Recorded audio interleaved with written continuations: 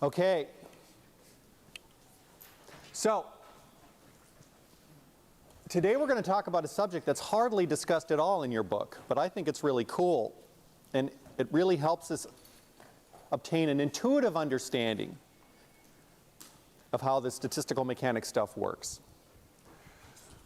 All right, in real molecules, the picture is considerably more complicated than this. This is where we started with the statistical mechanics, an evenly spaced ladder of states such as that which we would obtain if we had a harmonic oscillator. But real molecules don't even vibrate this way, even though we use the harmonic oscillator to approximate vibrations in real molecules. All right, there's anharmonicity in real molecules. All right, translation comes pretty close to the harmonic oscillator picture, but even in this case, the states are not evenly spaced. Even though I've drawn them evenly spaced here, in reality they're not. I'll show you that later on. And then these translational states are really close together. There's many of them between each rotational state of the molecule. Here's the rotational states. Okay, and there's many of these translational states that are sandwiched in between each one of these rotational states. Thousands in most cases, hundreds of thousands. And then these rotational states, there are many of them in between each one of these vibrational states, aren't there? All right, so there's a lot of complexity in real molecules that we really haven't started to talk about. It's been discussed in your book, and you've been doing some homework problems that relate to this issue, but we really haven't talked about it in class. We're going to be lucky in that we can pick this problem apart. We can treat each of these energetic manifolds, all right? Each one of these things is what I'm calling a manifold. We can treat them separately. And at the end of the day, we can just take the partition function for translation and multiply it by the partition function for rotation, and we can calculate each one of these partition functions separately, multiply them together to get the total partition function for the whole molecule. And the reason this works is because these degrees of freedom are so-called weakly coupled. They don't talk to each other. Okay, so we multiply them together, we can calculate them separately, we're going to get the total partition function that we're looking for every different kind of molecule that we care about.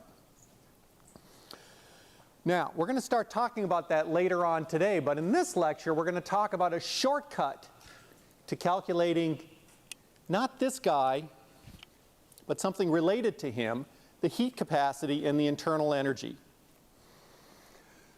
A shortcut, and it's called the Equipartition Theorem.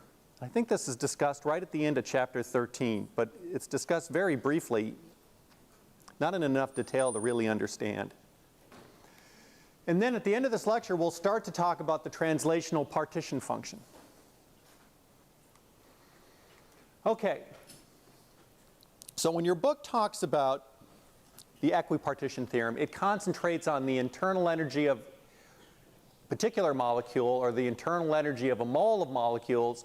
These two variables are difficult to measure directly in the laboratory. In other words, if you're an experimental physical chemist and you go into the laboratory to actually measure the absolute value of the internal energy of a single molecule or a mole of molecules or any number of molecules, that turns out to be a hard thing to do. But it's a lot easier to measure the capacity of some volume of molecules to absorb heat, the heat capacity. That's an easier quantity to measure. You may recall the constant volume heat capacity is just the amount of energy a material compound can store per unit temperature. So the constant volume heat capacity is just the partial derivative of the total energy of the system with temperature at constant volume. We can equally well define it in terms of the average internal energy of a particular molecule. Okay, so hypothetically, if the average internal energy of a particular molecule turned out to be kT over 2, then the heat capacity is just the derivative of kT over 2 with respect to T, so it's just K over 2. All right, so if we know the internal energy, we can get the heat capacity, and vice versa.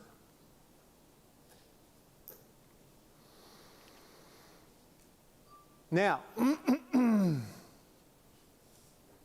I haven't told you why this is cool yet, but bear with me. This is a plot of the heat capacity as a function of temperature for some generic molecule. All right, what we want to appreciate is that as the temperature increases along this axis from left to right, the capacity of a molecule to store energy increases in a stepwise fashion like this. Why is that? The answer is that at really low temperatures, only the translational states that are available to a molecule are occupied. In other words, the only way a molecule can store energy is by changing its velocity. Right? It can store more energy by speeding up. Once it gets to a temperature where the thermal energy available at that temperature equals the energy between rotational states of the molecule, now the molecule can start to rotate as well as translate. All right, so it's got a new manifold that it can access for storing energy. It can store energy as translation, but also it can store energy in terms of its rotational states. Because now it's reached the threshold here where the thermal energy available to it is high enough so that it can start to access. Now remember, these rotational states are much further apart in molecules than the translational states, much further apart. Finally, if the temperature is even higher, you get to the point where you're exciting many rotations, but suddenly you start to have just the threshold of energy you need to excite some vibrations of the molecule. Now you access the vibrational manifold, and you've got three ways to store energy: translation, rotation, and now vibration. Okay, so let me point out a couple things about this diagram first, so it's not the slightest bit confusing.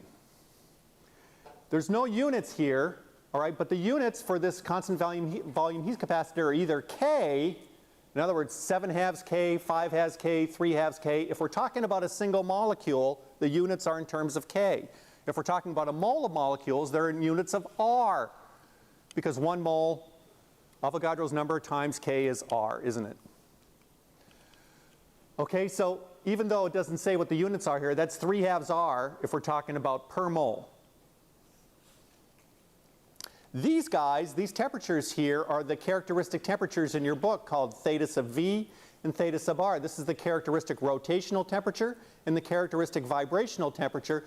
The rotational temperature is just B written out in terms of joules. Right? B, remember, is the rotational constant for the molecule. Write it out in terms of joules or write it in wave numbers and do a conversion to joules. That's what this is. Always confusing to me. Divide by K and you get units of temperature, right? Because K is joules per Kelvin. Right? If that's in joules, I'm going to get this in terms of Kelvin. That's what that is right there. Right? Likewise, that's the energy between vibrational states, h nu. If I write that in terms of joules and divide by K, I get that temperature right there. So that's the characteristic vibrational and the characteristic rotational temperature. We can calculate for that these two temperatures for any molecule as long as we know B and h nu. Okay, so down here we've got only translation going on. Up here we've got translation and rotation because the thermal energy is high enough now so that the molecule can rotate as well as translate. And finally, up here we got all three things going on. Right? The capacity of the molecule to store heat increases as it has more channels in which to put the heat. Very intuitive idea, I think. Okay, so what the equipartition does is it provides a shortcut method for estimating approximately now the internal energy and heat capacity of any molecule. What makes it interesting is it actually works. It's so simple and it actually works. It gives the right answer, approximately. How does it work? Consider the classical Hamiltonian for a 1D harmonic oscillator. All right, here's the way it works. You write the classical Hamiltonian for the molecule. The classical Hamiltonian. All right, so if there's quantum mechanical stuff going on, we're going to miss it here. Then we convert each one of these quadratic terms, well, let me show you. So consider the classical image of 1D. So for a 1D harmonic oscillator, there's two terms in the Hamiltonian. A kinetic energy term that's not temperature, and a potential energy term that's not volume. Kinetic energy, potential energy. The kinetic energy term is just p squared over 2m, where p is the momentum, m is the mass. The potential energy is 1/2 kx squared, all right, just Hooke's law. All right, that's the force constant of the bond, and that's the displacement of the bond from equilibrium, x. R minus R0, if you will. Okay, so there's two terms in the classical Hamiltonian. The equipartition theorem says that any quadratic term in this Hamiltonian having the form, for example, AP squared or BX squared, the internal energy of the molecule is kT over 2 for each such term.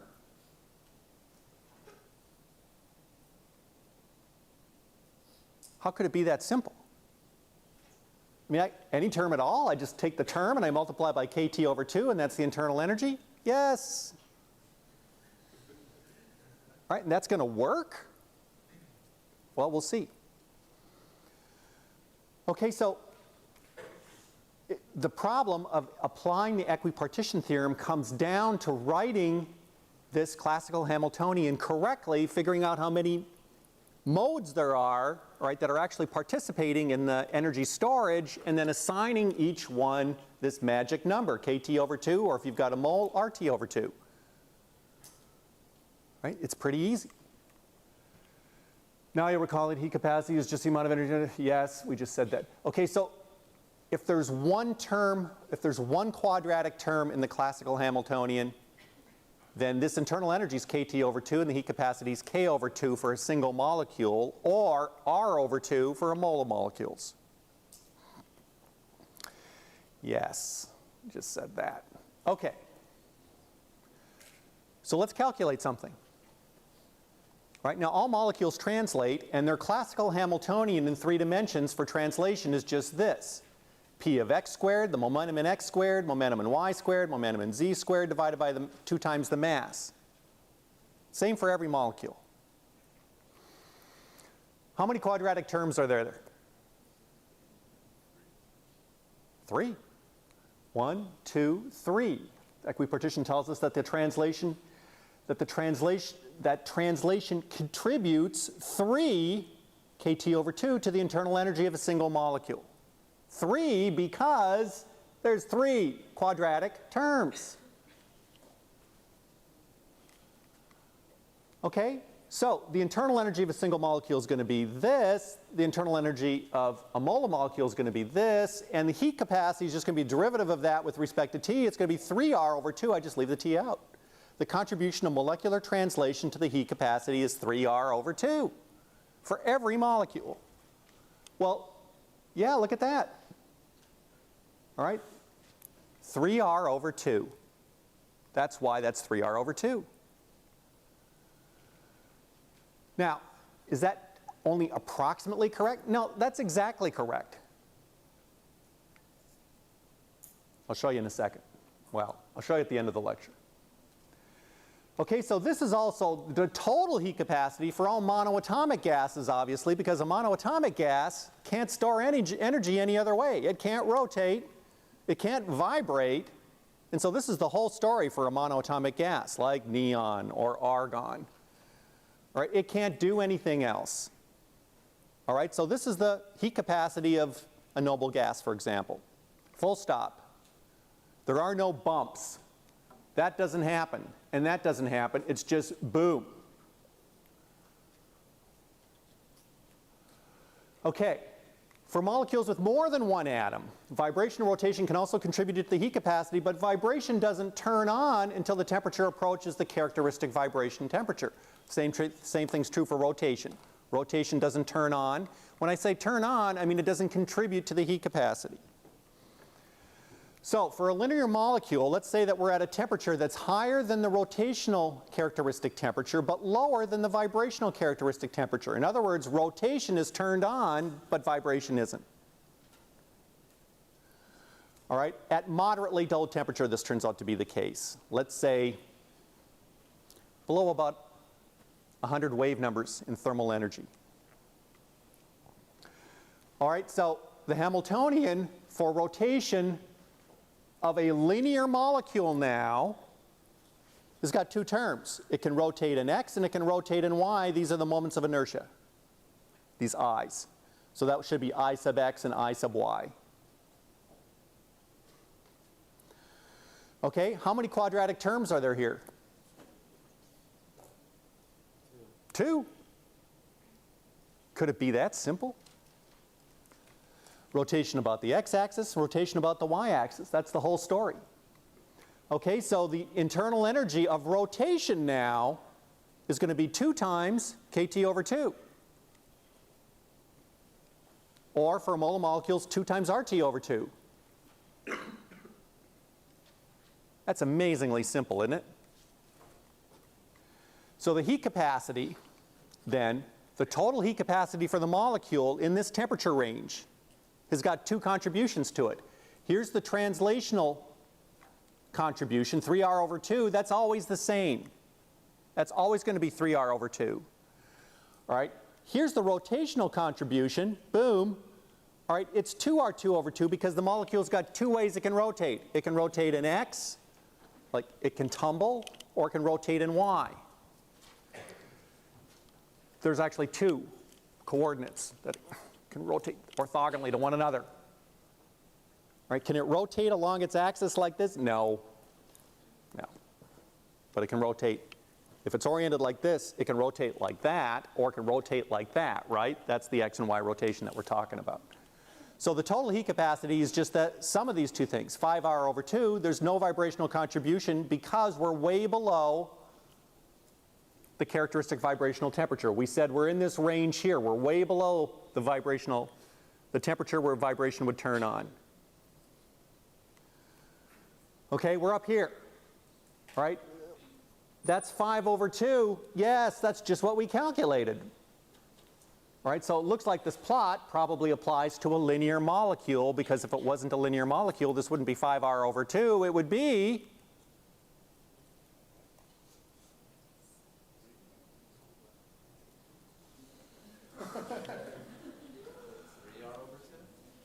that 2 would be a what? If it wasn't a linear molecule, it could rotate in all 3 dimensions, x, y, and z, right? So that 2 would be 3. Okay. Now, for a nonlinear molecule, yes, this is just what I said, x, y, and z, 3 kT over 2 or 3 RT over 2, boom. All right, that would be the total heat capacity, 3R, if it was a nonlinear molecule. So this plot that I stole off Wikipedia obviously applies to a linear molecule. Translation and rotation. Okay. Now what about at higher temperatures where we start to excite not only rotation and translation but also vibration? As we said earlier, the classical Hamiltonian for vibration actually contains 2 terms. A little bit more complicated than for translation or rotation, because even for a single mode, there's 2 terms in the classical Hamiltonian, the potential energy and the kinetic energy. All right, and we're going to sum these guys over either 3n minus 5 or 3n minus 6 vibrational modes per molecule, right, depending on whether the molecule is linear or nonlinear. All right, if it's linear, it's going to be 3n minus 5. So following through with the predictions of the equipartition theorem, we're going to get, for each molecule, 2 kT over 2 per mode. Or, for a molar molecules, 2 RT over 2 per mode.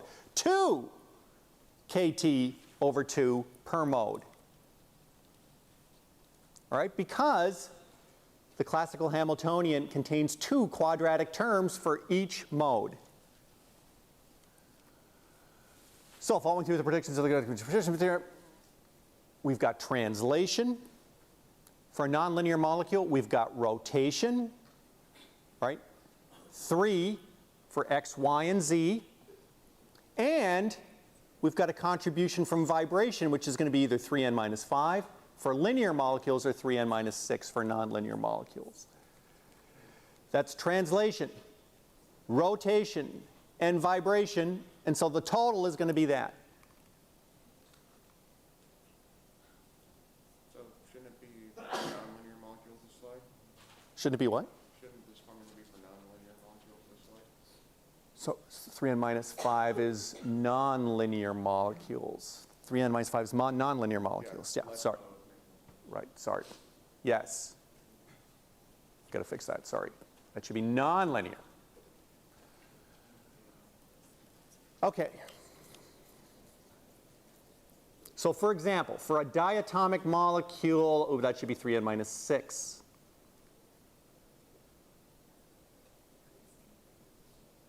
Is that right? Yeah. So let's, okay, yeah, okay. So if in fact that was a 6, this would be 3r over 2 for the translation of the diatomic molecule. It can rotate in x and y. So it would be 2r over 2 for its rotation, and then it would be 3 times 2 for the number of atoms minus 6 times r. All right, so this would be 5r plus 6 minus 0 plus 0.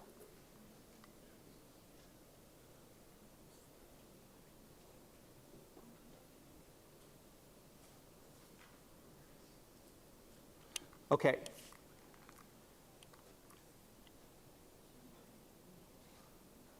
That's what we would have gotten for a nonlinear molecule, 7/2 R.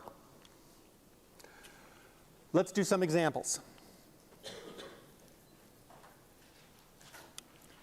Use the equipartition theorem to estimate the constant volume molar heat capacity of I2, methane, and benzene at 25 degrees C. Okay, so the first thing that you want to figure out here is where you are on this plot. In other words, how many terms are there going to be in your heat capacity expansion? Is translation only contributing, translation and rotation, or translation, rotation, and vibration? The way that you figure that out is, first of all, if you're at a temperature near room temperature, what do we know about whether the rotations of the molecule are going to be excited or not?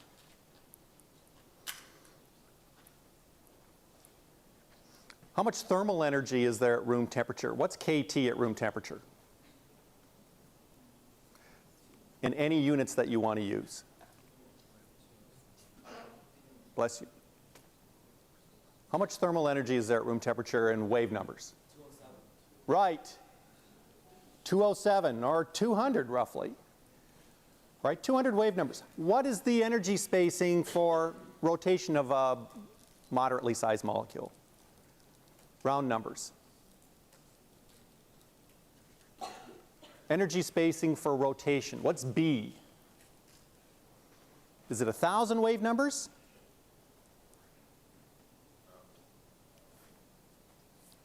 Anybody want to guess? 400? No, that's too high. A handful. Right? 1, 3. Okay? One or a small number. Right, for rotational states. How many wave numbers are there for vibration? Round number. 10. OH stretching frequency. Remember that from organic chemistry? Big blob over on the left-hand side of your spectrum. What were those energies? Anybody remember? 3,000 wave numbers. That's an OH stretch. Okay, so order of magnitude, 1,000 wave numbers.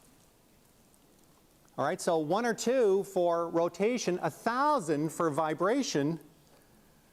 Okay, so qualitatively, this is going to help us figure out where we are on this diagram. All right, in case of I2, both of the vibrators are heavy, aren't they? Iodine is a big molecule, 126 grams per mole, and so that's a pretty low frequency. Right, that's a pretty low energy, rather, 200 wave numbers. All right, but in the range where we sort of expected it to be, all right? 1,000 wave numbers is to 1 sig fig, that's how much energy there is in a vibration. Okay, so do we have to think about whether this thing's going to be vibrating at 25 degrees C? Well, at 25 degrees C, we got 200 wave numbers of thermal energy. We know 1 or 2 is enough to excite rotation, so this baby is rotating. Right? We don't have to worry about that. So we're definitely here. We're just not sure where we are here. Are we up here? In other words, is that vibration excited? Or are we down here? Is that vibration not excited? Well, we've already concluded that at 25 degrees C we got 200 wave numbers, so we're close.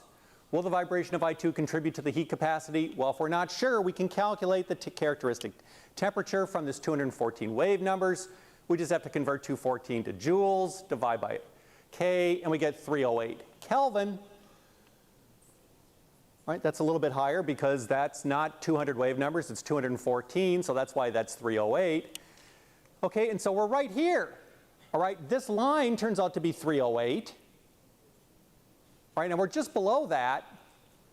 Okay, and so this state, this vibrational mode of the I2 is significantly turned on. Right, it's starting to contribute to the heat capacity. We can either assume we're down here, or assume we're out here, and we always make the high temperature assumption. Right, if it's starting to contribute, we're going to use this to calculate our equipartition theorem heat capacity, confident in the knowledge that we're going to overestimate it a little bit. Right, because this isn't a perfect science. We're not going to get the heat capacity exactly to 3 sig figs. We're shooting for 1 sig fig here. Okay, so we're going to say, yes, that mode is turned on because we're somewhere on this rising portion of this curve. The molecule's starting to store energy in its vibrational modes as well as rotation. And so we've got translational contribution to the heat capacity. We've got 2 rotational degrees of freedom because it's a linear molecule. And we've got 1 vibrational mode, or 1R. We're going to include the whole mode. We don't split it up. So that's 5R over 2 plus R is 7R over 2. Actually, this is 3.5R, right? And the actual heat capacity of iodine is 3.4. So we overestimated the heat capacity slightly, but not by that much. We did a really good job of guessing what it would be. All right, just using equipartition theorem. All right, I like simple, intuitive things like this that allow you to get the right answer. All right, we're always looking for better chemical intuition so that we can, at an order of magnitude level, figure out what's going on. All right, that's the real challenge. All right, later on we can calculate this to 3 sig figs if we want. But we want to have an intuitive understanding of how big that number is, and we can get that with this equipartition theorem. Now, if we left out this mode, if we left out the vibrational mode, we'd be way too low, 2.5R. Okay, so that's a justification for including it even if we're not all the way turned on here. We're here, we're not all the way up here, all right, but we're going to include it anyway, and most of the time that's going to get us closer to the right answer. Let's look at this guy. Obviously more complicated. Here are all the vibrational frequencies that apply to methane. 1367, 1582, and so on. All right, do these vibrations contribute to the heat capacity at room temperature? What do you think? Yes. 1367 is going to be storing energy for you at 25 degrees Kelvin, where the thermal energy is how many wave numbers? 200. You've got 200 wave numbers of thermal energy. Right, and the lowest vibrational energy level of the methane is 1367. All right, is that 1367 going to be storing energy for you?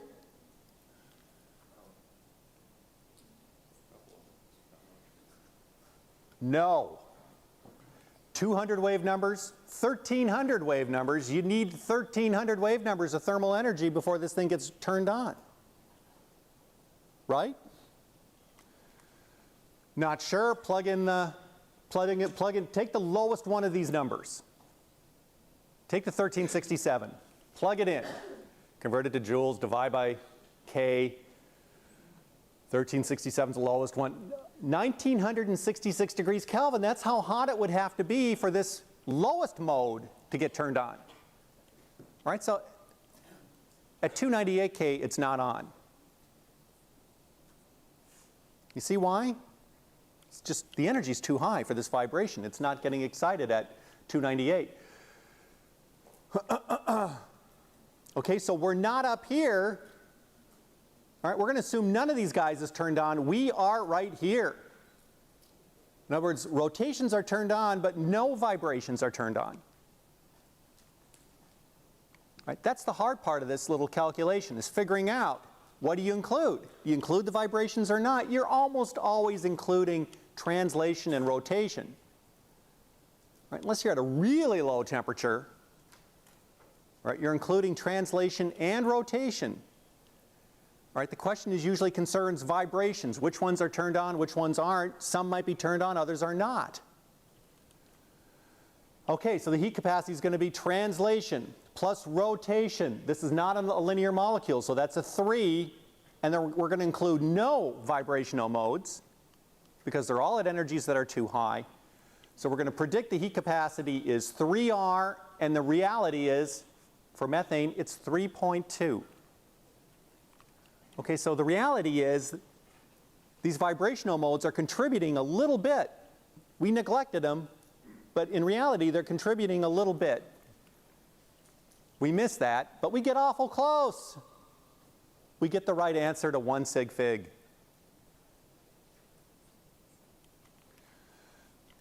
Now, a toughie. Benzene has got all of these different states.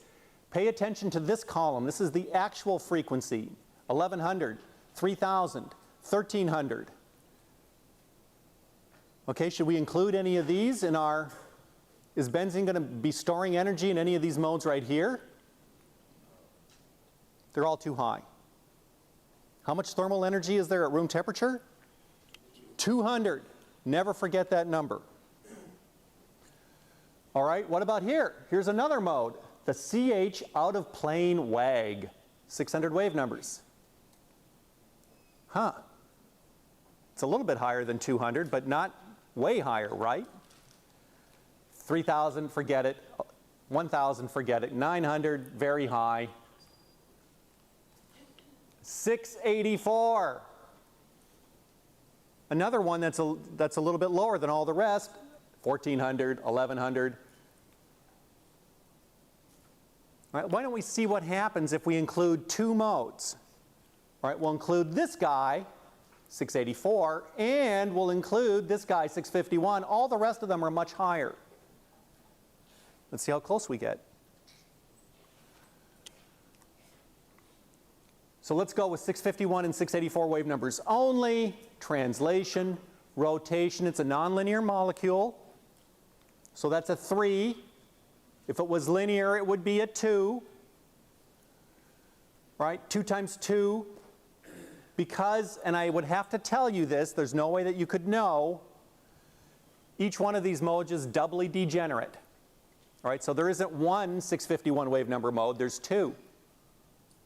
All right, you have to include that. Each degeneracy corresponds to another way the molecule can store the energy.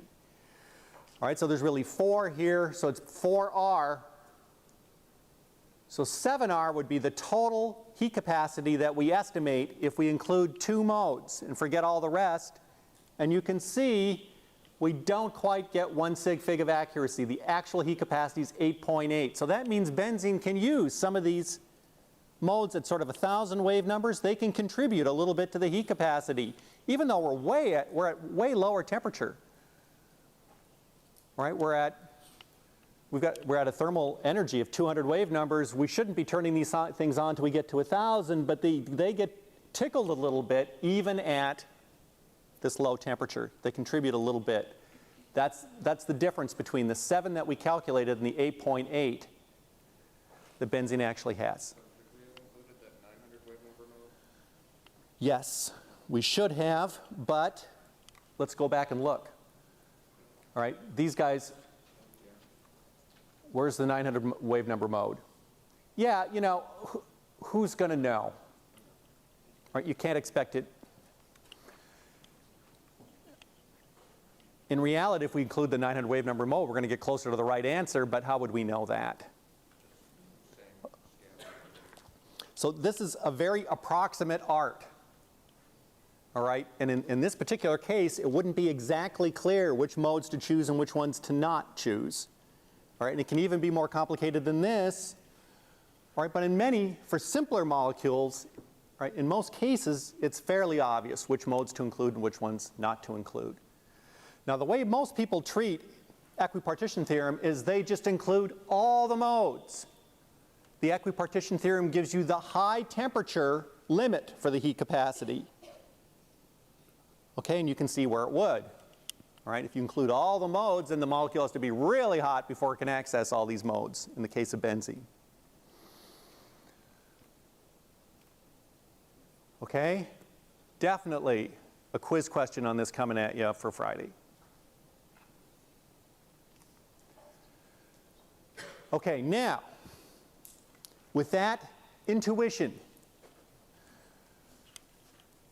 we need to be able to calculate exactly how big each one of these guys is. And I know you've been doing that already, but if you've been doing the homework, going to discussion, but now we're going to talk about it in lecture just briefly today.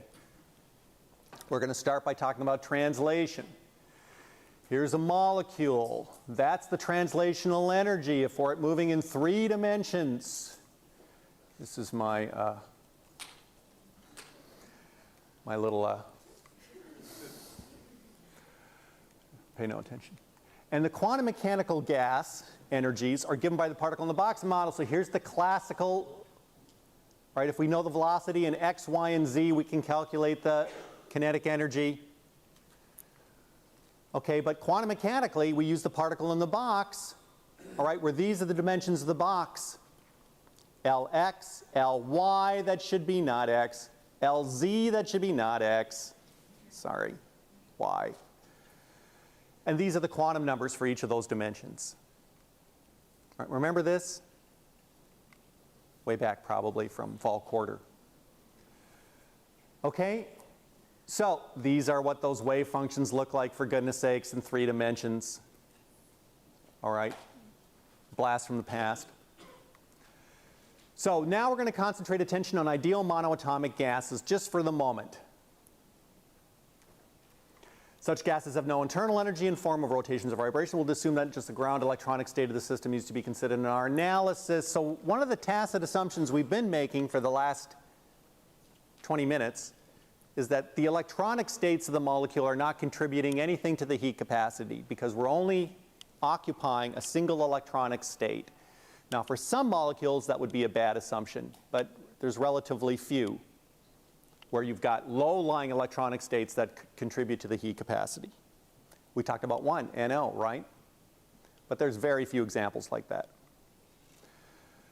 Okay, because these various energy manifolds, rotation, vibration, translation, can be separated, the solution to the monatomic gas translational energy will also provide us with a general expression for the translational energy of any gas, no matter how many atoms it has. All we need to know is how big it is. Okay, so consider first of all a monoatomic gas in 1 dimension. We've only got a 1-dimensional term here. We've only got a quantum number for x and a dimension for x. The molecular partition function is we just have to plug this energy into our expression for the partition function. Boom. Right? That's all I did there. Now these energies are very closely spaced. Consider, for example, if I put this argon atom in a 1-micron box. 1 micron. How big is 1 micron? Well, it's 10 to the minus 6 meters. All right. How big is a red blood cell? What's the smallest thing that you can see in an optical microscope?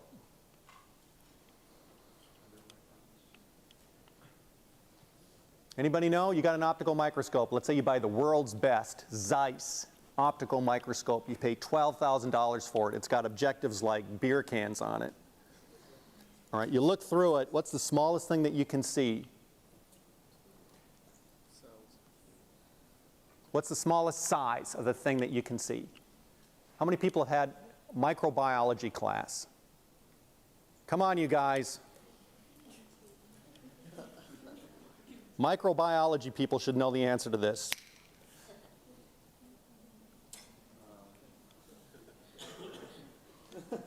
How big is a bacteria? About a micron. Can you see a bacteria? Yes. Just barely? Yes. All right. 1 micron. All right. In an optical microscope, you can see a 1 micron object. All right. It doesn't matter how much you pay for it because you can't see more than a fraction of a wavelength of light. All right. What's the wavelength of green light? Half a micron. All right. Turns out that's the smallest dimension you're going to see. Doesn't matter how much money you pay for your microscope. All right. If you don't pay enough, you won't see that. Okay, 1 micron is a tiny box. It's the smallest thing that you could possibly see in an optical microscope. So we're not giving the molecule very far to move. Not only that, we're only considering its motion in one direction. Right? Not y and z. Okay, so these energies are very closely spaced. Consider one. So delta E. All right, what's the state spacing between the ground translational energy level and the first excited translational level? Let's just calculate that and find out what it is. H m in units of kilograms now. All right, so when you're doing this on the quiz on Friday, make sure that you use kilograms. Okay, that's 10 to the minus 6 meters. All right, L is squared. Okay, and we've got n equals 2, so 2 squared is 4 minus 1 is 3. All right, that's the energy we get, 2.48 times 10 to the minus 30 joules. Big energy or small? Who knows? All right, it's joules. All right, it always looks small.